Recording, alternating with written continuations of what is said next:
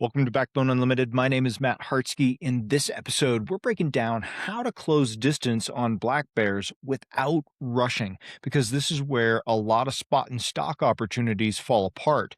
Not at the glassing stage, not at the physical conditioning stage, not even at the shot. They fall apart in the middle, in that emotional gap where spotting the bear and getting into range all happens. Adrenaline spikes, time feels compressed, distance feels urgent, and hunters start moving faster than the situation allows.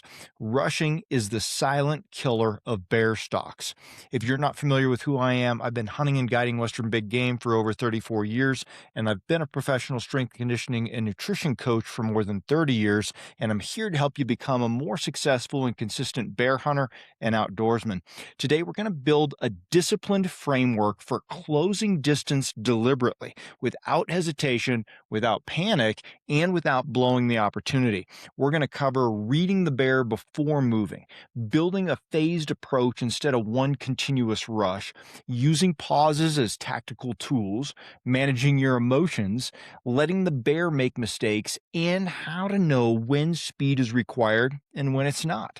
So let's start with the first principle. Distance is not the enemy, exposure is. A lot of bear hunters rush because they're focused on how far away the bear is. He's 800 yards. He's moving. He might disappear. That fear of missing out. So they push immediately. But closing 800 yards too fast is far more dangerous than closing 800 yards correctly and more slowly. When you first spot a bear, your first goal is not to eliminate distance. Your first goal is to eliminate uncertainty. You need to understand, is the bear feeding steadily?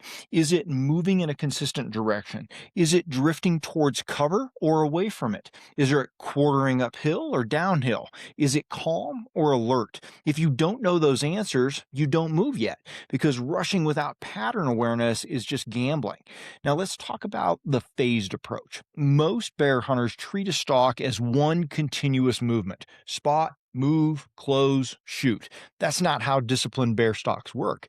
You close distance in phases. Phase one, you've got your big terrain. Phase two, your controlled compression. In phase three, we're talking about the precision approach, and we want to put all those together, right? Phase one is where you can move with more freedom. You're outside of the bear's awareness bubble unless you were making a ton of noise down a rock slide or something. You use large terrain features, bridges, draws, timber strips, and benches to your advantage. You move efficiently, but not recklessly.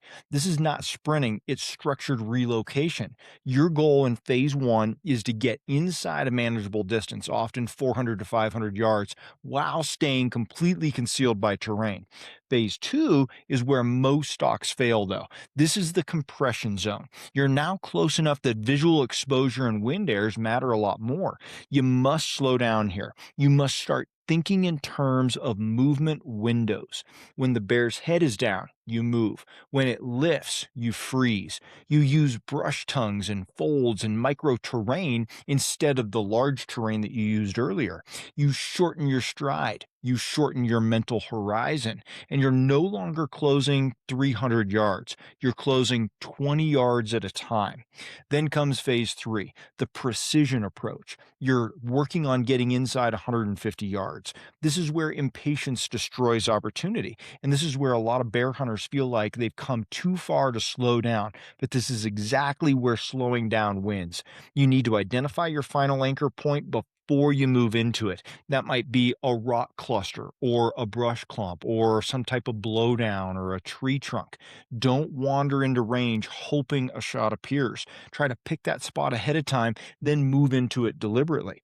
Now let's talk about one of the biggest mistakes in closing distance: chasing the bear's current position. Now, if the bear is feeding in a predictable direction, we don't want to stalk to where it is, because that's going to be to where it was. You want to stalk to where it will be. If it's drifting uphill along a seam, intercept along that seam. If it's feeding towards a draw head, position near that draw. Closing the distance without rushing means thinking ahead like it's checkers. Now, let's talk about emotional control. Adrenaline is real. When you see a mature boar in good light, your brain wants to act. Your internal voice says, go now. But adrenaline compresses time. It makes you believe the opportunity is about to vanish, that fear of missing out. And sometimes that could be true, but most of the time it's not. Calm bears feeding steadily are not vanishing in 60 seconds, but rushed hunters can blow that stock in 60 seconds. So here's the rule: if the bear is calm, you stay calm. Match the bear's tempo. If you're serious about becoming a consistent Western black bear hunter, I've built something for you. The Bear Hunting ebook series is a complete progressive education system, 7 volumes that take you from mindset to execution.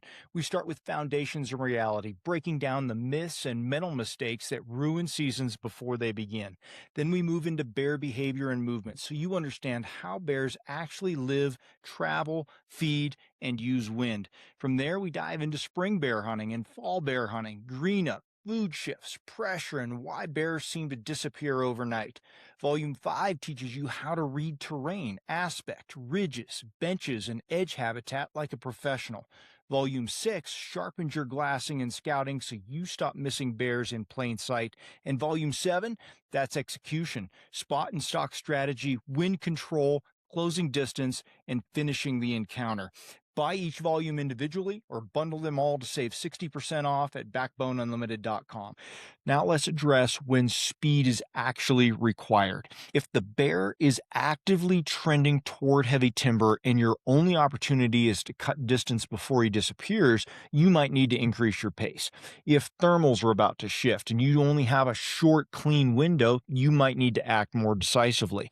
If light is fading rapidly and the bear's exposed but drifting, you might need to compress more quickly.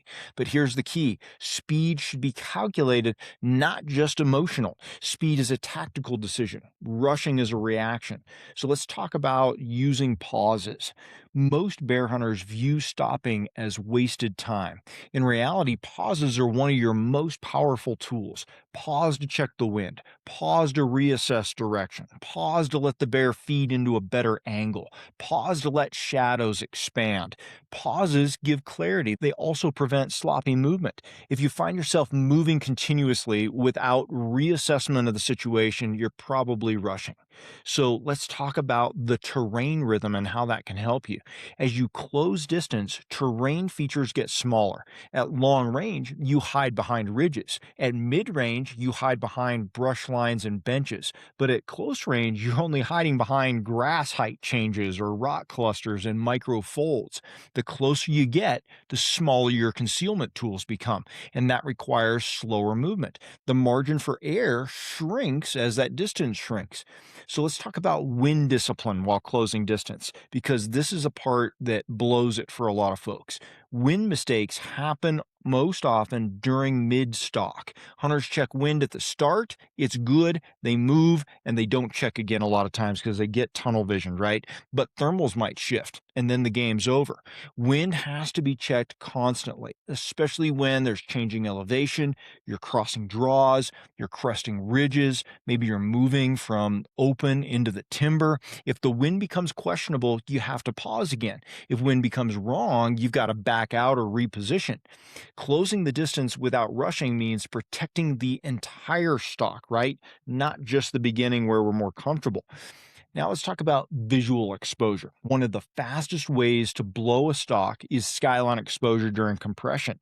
Never crest a ridge up, right? We're always trying to stay as low as possible. Never move across open green without terrain stitching, right? Trying to piece those pieces together to keep yourself hidden.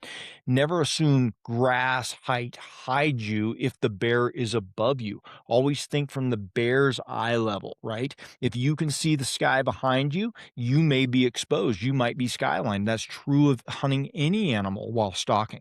You've got to stay as low as possible, stay shadowed if possible, stay lateral whenever possible.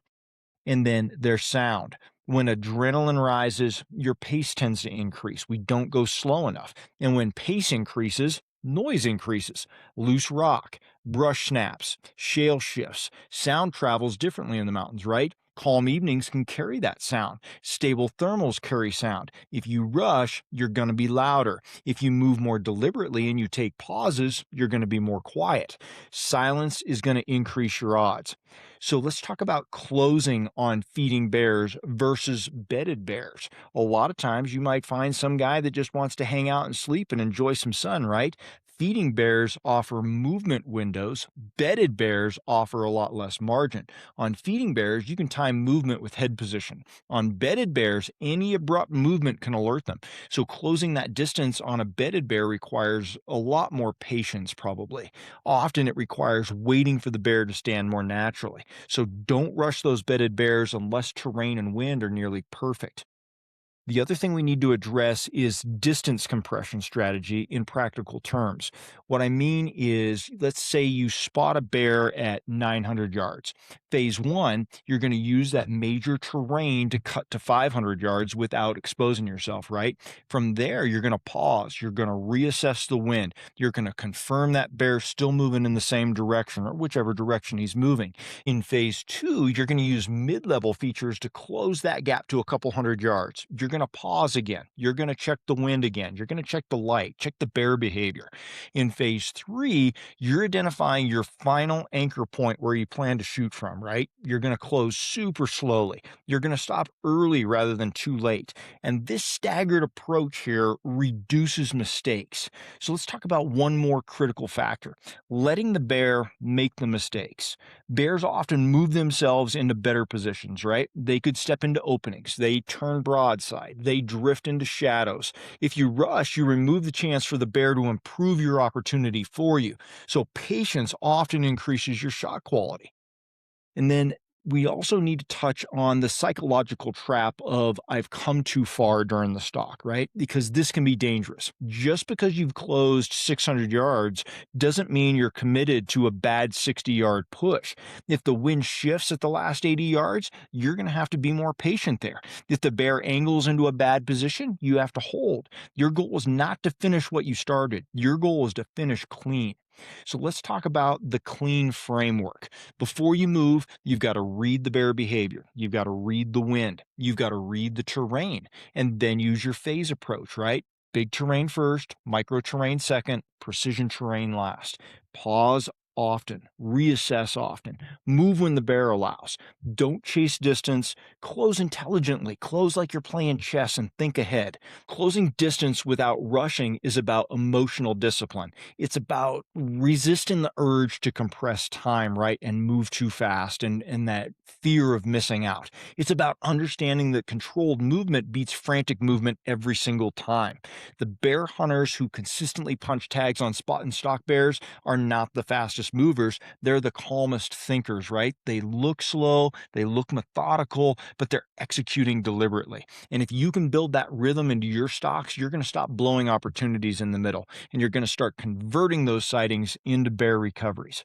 If you want to go deeper into Western black bear movement, pressure patterns, terrain positioning, and structured decision making, that's exactly why I built the Black Bear Hunting series of ebooks. It's a progressive system designed to help you understand how black bears actually use country and how to position yourself accordingly. I have a link to those ebooks in the description. If you want ongoing access to the Team Backbone community, classroom, my full digital vault of black bear resources, private discussions, and direct communication to me for planning, you can join Team Backbone at backboneunlimited.com underneath our membership tab. Everything we talk about here is connected. Preparation is not a single video, it's a system. Thanks for being here. Until next time, train harder, hunt smarter, and never settle.